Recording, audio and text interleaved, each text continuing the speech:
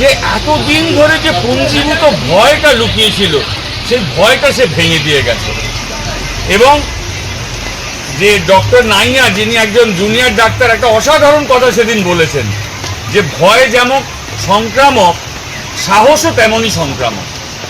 ভয় পেতে পেতে আমি ভয় পেলে তুমি ভয় পাবে, তুমি ভয় পেলে ও ভয় পাবে, সেরকম আমি সাহস করলে তুমি সাহস করবে, তুমি সাহস করলে সে সাহস করবে। আসুন সবাই আমরা এগিয়ে আসি। এই মহালগ্নে আজকে শুভ দিন সূচনাও হয়ে গেছে। আশা করি আশা করি নয়, চরম বিশ্বাস রাখি যে অভয়া বিচার পাবে এবং বিচার পাবে।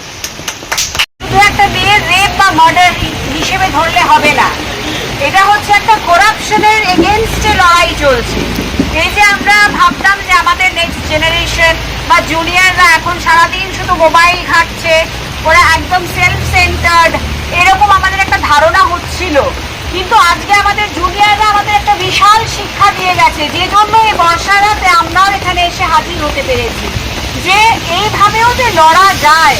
এইভাবে দিনের পর দিন রাস্তায় থেকে তারা কিন্তু কাজ কামাই করবে বলে কেউ এই বর্ষার রাতে রাত্রির রাত কাটাচ্ছে না, লোকের দেওয়া খাবার খাচ্ছে না, লোকের ভিক্ষার জল খাচ্ছে না, সবাই ভালোবেসে তাদেরকে দিয়ে যাচ্ছে, তারা সেটাই মাথা নত করে গ্রহণ করছে।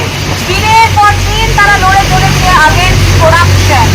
এই গোটা লড়াইটা করাপশনের এগেনস্টে লড়াই, সবাই মিলে একসাথে আমাদেরকে লড়তে হবে। আশা করি আমরা একদিন অবশ্যই জিতব। আমাদের মাননীয়া তিনি একটা মানবিক রূপ দেখিয়েছেন ঠিকই, কিন্তু তার মধ্যে এই 5 দাবির থেকে একটা আলাদা ঠিক দাবি বলা যায় না।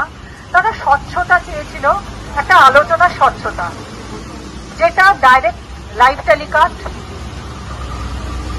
টেলিকাস্টে যখন তারা দিতে করতে রাজি হলেন না, একটা রেকর্ডিং, এবং সেই রেকর্ডিংটা ইমিডিয়েটলি তারা যাতে পেয়ে যায়, তাতেও যখন রাজি হলেন না, তখন উনি বললেন যে মিনিটসে ওনারা সই করবেন, দুতরফ সই করবেন। ছেলেমেয়েরা তখন বললো যে সেই মিনিটসটা যখন যদি তাদেরকে হ্যান্ড ওভার করে দেওয়া হয়, মাননীয় তাতেও রাজি হলেন না। তারপরেতে ওরা তো হতাশ হয়ে গেলই, এবং কি হলো জানি না, হঠাৎ করে ওখান থেকে খবর এলো তোমরা এবার চলে যাও, তোমাদের সঙ্গে আমরা আর বৈঠকে বসবো না। খুব সম্ভবত সেই সময় টালা ওসি হয়তো গ্রেফতার হয়েছেন, সেই খবরে এসছে, এবং সন্দীপ রায় আরেকটি নতুন কেসে direct murder charge, rape and murder চার্জের জন্য গ্রেফতার হয়েছেন। সেই খবরটা হয়তো এসেছে বলে ওনারা হয়তো তড়িঘড়ি সেটাকে ক্যান্সেল করে দিলেন। ওনাদের বক্তব্য ছিল 3 ঘন্টা আমরা ওয়েট করেছি, আর ওয়েট করতে পারবো না। যে ছেলেমেয়েরা 35 দিন ধরে ওয়েট করে আছে, 3 ঘন্টা কি ছিল?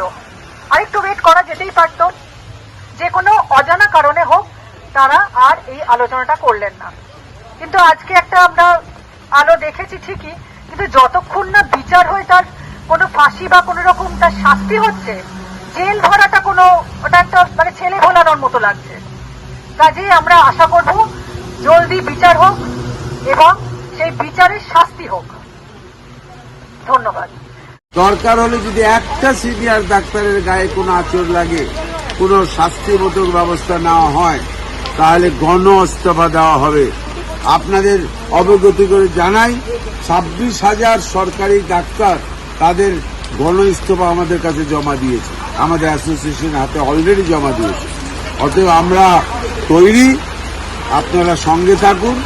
আমাদের মেইন উদ্দেশ্য হলো দুর্নীতিকে বার করা, স্বাস্থ্য ব্যবস্থা যেটা মানুষের কাছে একটা বড় জিনিস, সেটাকে দুর্নীতিমুক্ত করা, মানুষ যেন সত্যিকারের চিকিৎসা পায়।